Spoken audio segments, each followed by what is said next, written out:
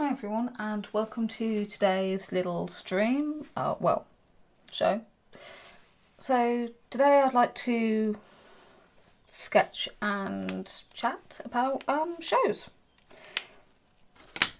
So I've been doing shows for a few years, and I wanted to share some of the things that I've gone through to help you guys, so that if you all decide to do shows, that you have a better idea of what to expect. Now, every single show is different. No show will be the same. But there are like some basic things to just be aware of. So many years ago, when I first started doing them, I made a lot of mistakes. In fact, I still make mistakes to this day, because you can't get everything right. There's too many variables, basically. So I used to do school fairs, church fairs, little things that were cheap to book into. So £5 a table. I think the maximum I was paying was £25 a table. And that was because the products I was selling were cheap as well. And I had to sell a lot of them to even make back that table fare. So when you go to do sales and stuff with your products, be aware of your quantity of products, your quality of products, and have a rough idea of how many you want to sell on the day. So if you get like halfway through the day and you haven't sold any, and you've got like 50 quid table fee, have a think about what are you going to do in that situation. Are you going to lower your prices and do a quick speed sale? Are you going to try and advertise, be a bit more pushy with your sales, and kind of, as people walk past, literally be like, oh, hi, would you be interested in? So you have to adjust your sales tactics to the day. But one of the things I have found, and even to this day it's the same thing, is the shoppers change. And years ago, I could sell cards quite easily. I could sell coasters. People were more willing to like spend a few quid and go away with something. But right now, I'd say I'm not making really as many sales at all. In fact, it's a lot harder. And the only people I see selling really and making a profit on the day and walking away with a very good profit are people who sell food, drinks, or nibbles of any sort. So if you're selling cheesies, you're going to go away with some money in your pocket. If you're selling alcohol, squash, yep, ka-ching, you're going to go with money in your pocket. If you're selling cards or home crafts, you are going to have to work a lot harder to get the money in your pocket. And that's something just to be aware of. But every show will be different. So with the school fairs, the craft fairs, there was always a table there with someone who had gone down the shop and bought a load of cakes, put it on a plate, and they sold them, well, they went like hotcakes. And there'll be me stood next to them thinking, please don't put their sticky fingers on my stuff, because I did a lot of paper crafts. And I would be bypassed. Everyone just shot straight for the food, literally, boom, gone. So I was lucky if I made a fiver. So, as I say, it's something to just be aware of. Also, this does come into where you're being put in a show. And that can actually lead on to the next point, is positioning. I've done in the last few years show a particular location, and because of the costs, I couldn't afford really to go in the main building, I'll be honest, because I'd sat down and I was like, can I sell this many £100 worth of stock? And then realistically, no, I couldn't. I knew I couldn't because of the type of people going to that show. So I knew my customer data, I knew what type of people were going to turn up to this show, and I thought, no, they are not going to spend that much money on my products. So I was realistic and I went for the cheapest option that I could get. sadly this did actually mean that I ended up in a tent. Well, marquee. No heating, no drying. Basically, on one time we ended up, I think it was about 1.5 feet in water. And we had to dig a trench down by the side of our table to stop the water. That's how bad it was. And the water was dripping from the roof. So anyone with food actually got moved into the main place with no extra charge. But a lot of us paper crafters and material crafters, we got left in the room because they said they couldn't move everybody out. So we all ended up having to put covers over, which meant that, well, I think you can work that one out. So sales were affected by the location.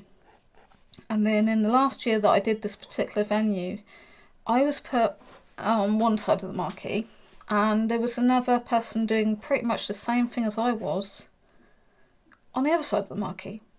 And not only that, there was somebody who was doing the same sort of products in the middle of the marquee. So my positioning, I was at the end of the chain.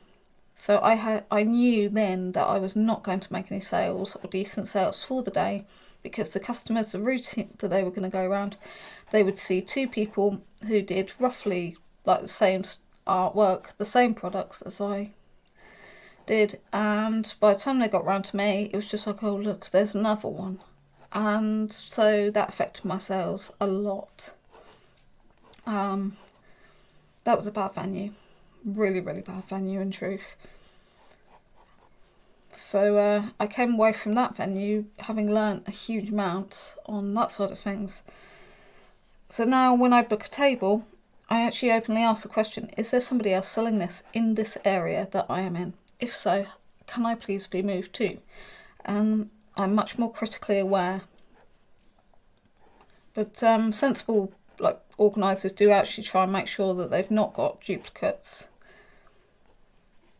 But anyhow, it's literally luck of the draw. You sometimes don't get a choice, in all honesty. So my products, in the last few years, I've upgraded. I've put more money into them, which has been harder to get more money back on them. The funny thing is, I get told off for selling too cheaply. And that's something you need to be aware of, is, are you selling too low to push sales?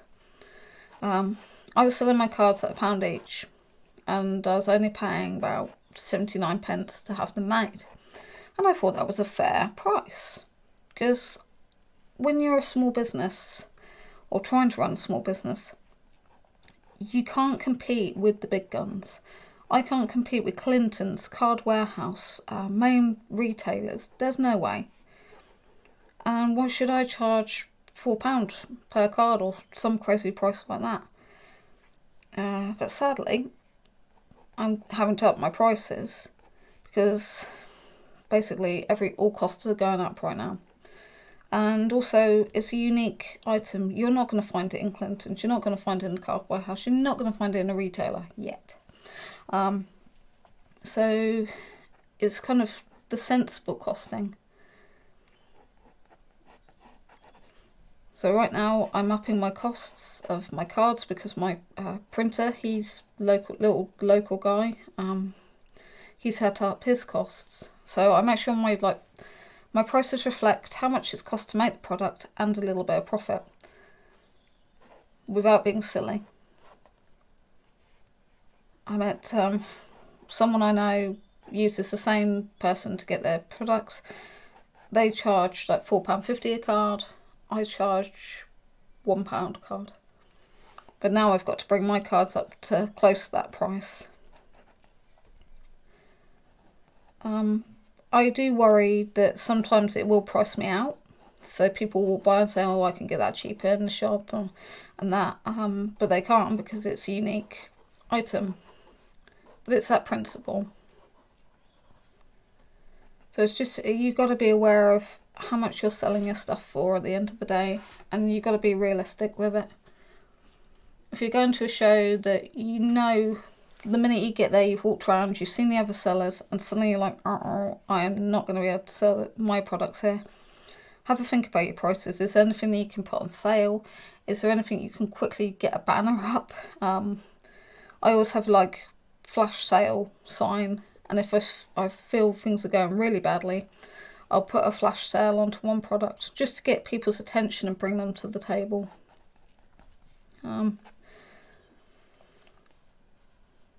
Also, you could ask yourself, why are you selling stuff? What's your end goal?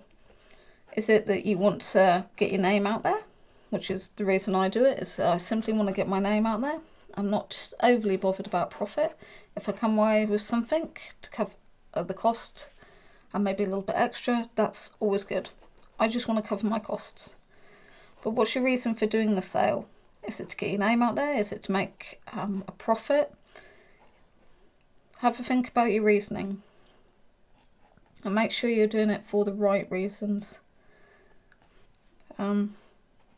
Let's see.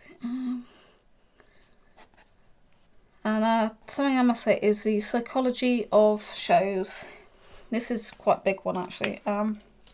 So I did a few shows where I had really what I would call bad customers.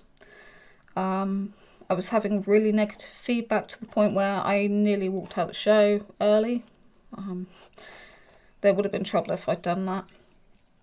But I'd spent quite a while watching a lot of YouTube videos on how to do a show properly, and I was following all the instructions.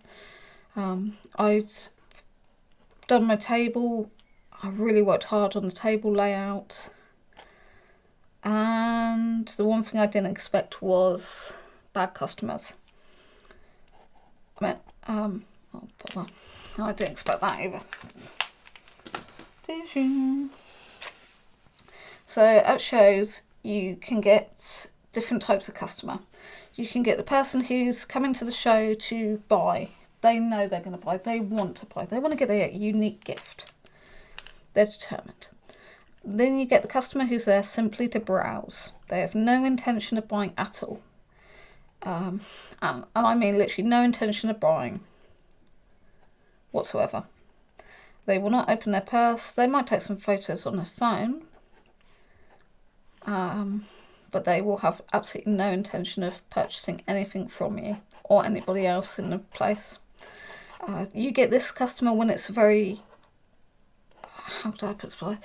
When you got cheap shows or free shows, free entry shows, you do see this customer a lot in that case. It's a free day out with the kids. They're not going to buy anything. It's just a free day out. So be aware of that type of customer. And what I got taught by a very wise seller was that customers have a habit of doing certain things. They pick it up, look, put it down. They might poke, they'll point at something, and then they pick off. It's that simple. That is what 90% of your customers are going to do. So do not expect a customer to come straight over to your table, be going, wow, this is amazing. I'll buy that, I'll buy that, I'll buy that. You might get the customer who comes over and is like, oh, I love this. Can you tell me more about your product?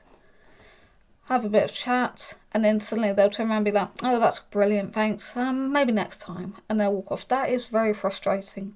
When you've invested some time, you've educated your customer, and then they still waddle off. I've had that a fair few times. But sadly, it can't be helped. People have a certain mindset. They want to they'll feign interest, and then they still won't buy anything. So don't expect every person who comes past your table to buy something. Don't let it disappoint you either. And that is the hardest thing, is not being disappointed. I've stood for 8 hours in the freezing cold, absolutely freezing my tail off. I had customers coming by, look, pick up, meh, and walk off. And it's heartbreaking, because you look at your product and you're like, is this really that crappy that nobody's going to buy it? And you get self-doubt. Don't doubt yourself, because that's kind of it's almost what they want. I had a lady or two come to me at a show, and they stood in front of the table. They were pointing, they were gesturing, they were showing what I thought was interest. Because they were saying, oh look, that looks like so-and-so, and that looks like that. And then the woman had the audacity to say, oh, it's only just mass-produced screen printing. And I was not happy. So I called her out. I said, excuse me, these are not mass-produced screen printed. If you care to read the sign, they're actually produced in small batches from a local seller.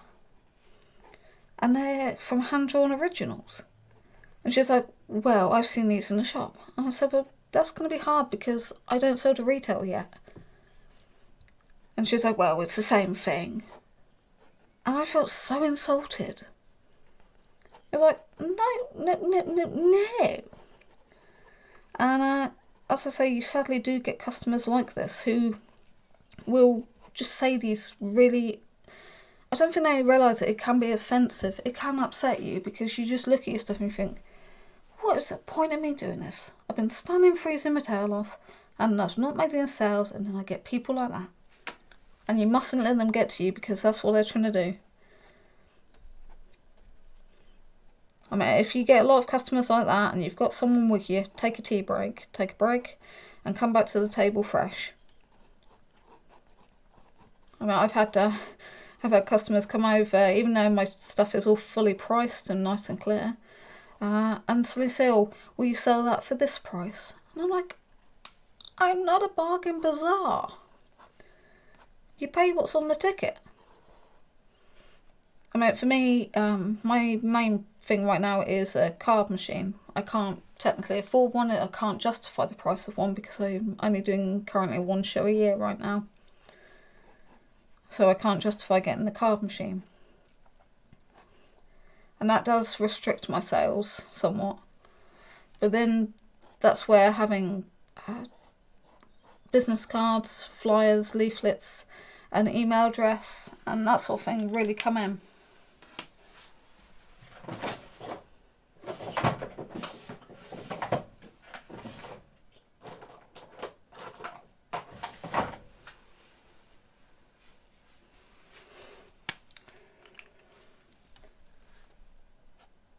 I'll definitely say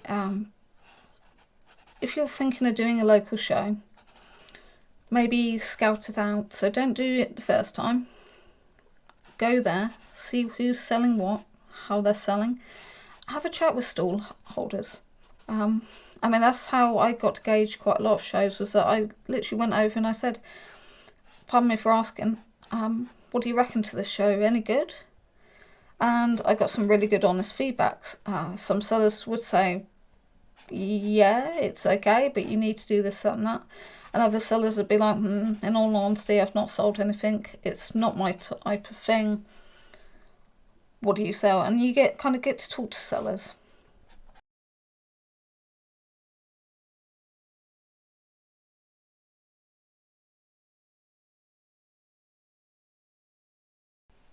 It's worth watching some of the YouTube videos, but they can't prepare you for everything, every eventuality. I mean, what I've learned is go into a show, don't expect to make a sale. It's that simple. I never expect to make any sales at my shows. For every sale is brilliant and it's a positive. When I get the nasty customers who decide to make derogatory comments, I take a break if I have a lot of them. I met one lady, here's a good one. One lady actually turned around and said, oh, my daughter does this, so I don't need to buy anything from you. And I just thought, okay, well then what's the point of you being here? But not every customer's like that. There are positive ones. Though, in all honesty, the last few shows, I haven't seen many, I'll be honest with you. So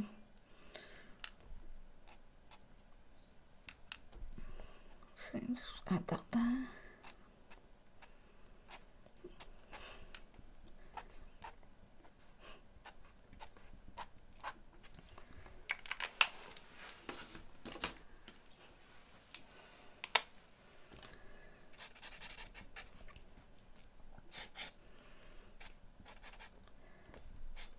I mean, if you're doing paper craft, definitely do indoor sales. Try not to book up for outdoor markets and such, because having to put a marquee up and the insurance for that can be an absolute nightmare. Because if your marquee blows over and causes injury or damage and such, yeah, it's not a good thing to have to go through.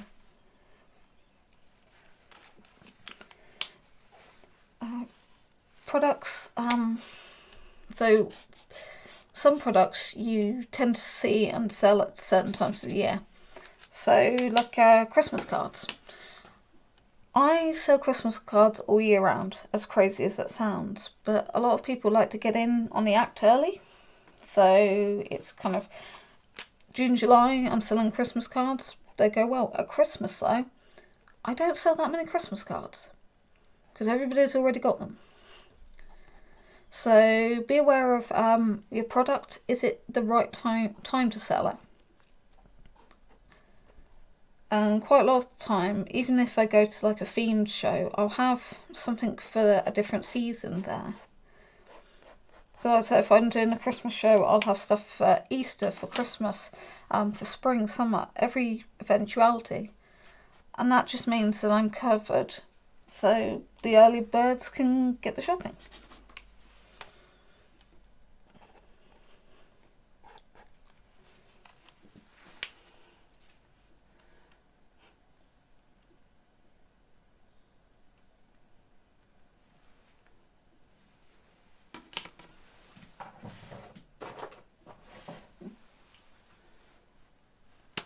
If I'm totally honest, I am going to keep on doing the small shows.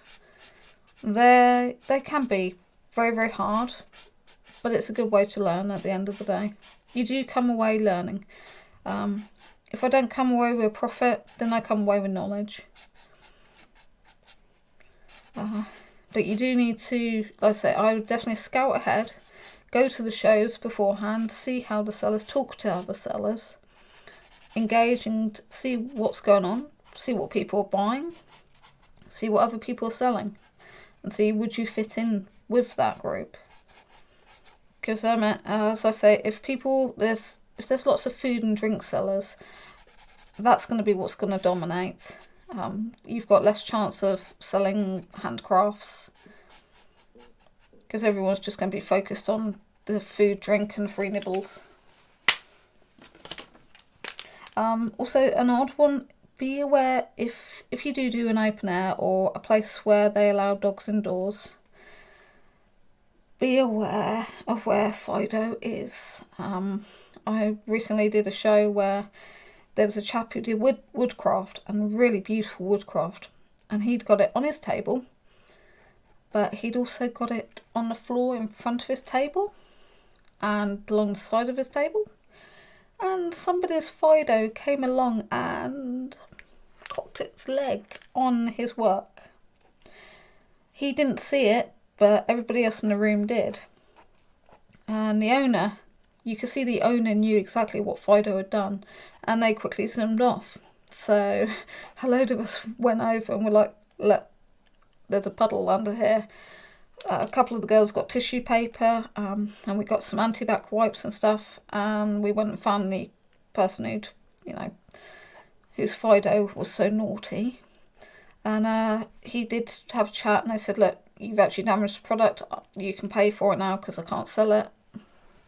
And the show organiser had to get involved, and that was it. It was a case of kind of, well, it was one of those awkward situations, because as the show organiser said, why did you have wooden products on the floor? You were given a table, why didn't you put everything on the table?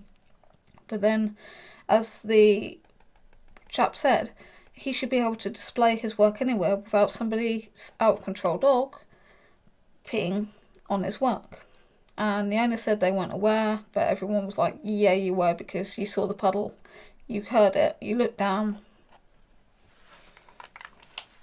and you were fully aware of what was going on. And in the end, I think he did get at least something towards the damages cost. But for small shows, you shouldn't have to take out a big insurance thing. For the bigger shows, yeah, you've got to be insured, because insurance will cover that sort of thing, which is really handy. But yeah, so if you're doing kind of paper, card, wood, anything like that, and you want to use the floor as a display, and they allow dogs, I definitely would say don't use the floor. I mean, I've had a dog come underneath my table trying to get my lunchbox. That was ridiculous. Again, it's something you can discuss with the organiser, and that should always be like announced quite early on the show if they're allowing dogs onto the site or not. Oh, there we go. That's one sketch. So I just thought I'd share some thoughts. I know these are very random thoughts and very disorganised, but I thought you should just kind of hear things how I'm finding it. And in the time I've managed to doodle a dragon. So I hope you've enjoyed this, and I hope it's just giving you some food for thought. And hopefully I will see you guys again soon. So till next time, all the best and happy drawing.